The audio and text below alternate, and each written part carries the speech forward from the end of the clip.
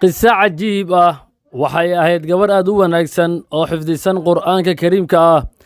waxay dhigan jirtay jaamacad diini ah, waxbarashada aad ay ugu wanaagsanayd.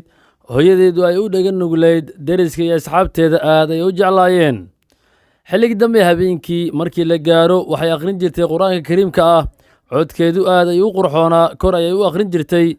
hooyadeedu ay soo bixi jirtay oo qolka gabadha ayay soo hor fadhiisan jirtay oo ay ag istaagi jirtay si ay ugu raaxaysato codka macaan ee lagu akhrinay qur'aanka kariimka ah. wakhtigu wuu isgurayaa, joogitaan layskuma qorin. gabadhii waa ay xanuunsatay, waxaa loola cararay isbitaal. markay maalmo ku jirtay ayaay ehelkii gabadha aad u ooyeen kadib markii uu maamulka isbitaalka caddeeyey inay gabadhi ay geeriyootay. allah u naxariisto, waa la aasay. hase haatee hooyadii gabadha ayaa sabri weyday. xilliga dambe habeenkii markii la gaaray ayay aaday qolkii gabadha ay deganayd. waxay la yaabto ayay ka maqashay. maxay maqashay bay kula tahay? waxa uu ahaa waxa ay maqashay cod ooyin ah oo khafiif ah oo ka dhex yeerayay qolkii gabadha. hooyadii dib ayay ugu laabatay, aad ayay u naxday. markii waagii u bariyey ayay ehelkii u sheegtay waxay xalay maqashay. haddii qolkii la fiiriyey oo la eegay waa cidlo oo wax ku jira maba lahanba. habeenkii labaad markii xilligii la gaaray sidii oo kale ayaa codkii ay maqashay. ninkeedii ayay u sheegtay, waxaana ma aysan arkin. habeenkii saddexaad waxa ay maqashay codkii. waxaa loo tegey sheekhii beledka. arrinta cajiibka ayaa loo sheegay. waa la ballam wakhtiga ay hooyada codka maqlaysay.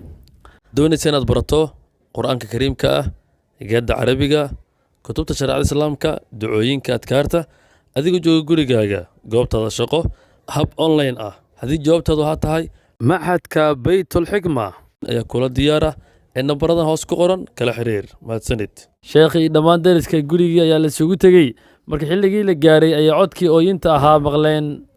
sheekhii ayaa dhegaystay, sheekhiina waa uu ooyey. dadkii ayaa weydiiyey, maxaa sheekhu kaa oysiiyey? daawasharatu waanta halkan nala soo gaarto qisada isku cajab gelisay. laagsaar muuqaalka si uu faafo, khayrka waa la faafiyaa. sheergarayna ku qor kommentiga saliga nebiga. inta uu ku qoran yahay waxaad ka helaysaa ajriyo dambi dhaaf. mahadsanid.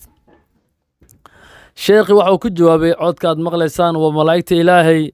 habeen walba markay gabadha bilowdo akhriska qur'aanka kariimka ah waa ay soo degi jireen si ay u dhegaystaan qur'aanka kariimka ah. hase haatee markii gabadhi ay dhimatay waxa ay waayeen codkii macaanaa oo qur'aanka kariimka lagu akhrinayey. sidaana ayaa ay la ooyayaan. subxaana allah, waa cajiib. waxay isu tabin anigoo siraajudiin sheekh maxamed xasan, halkaga doonta tv-ga caalamiga DSD TV.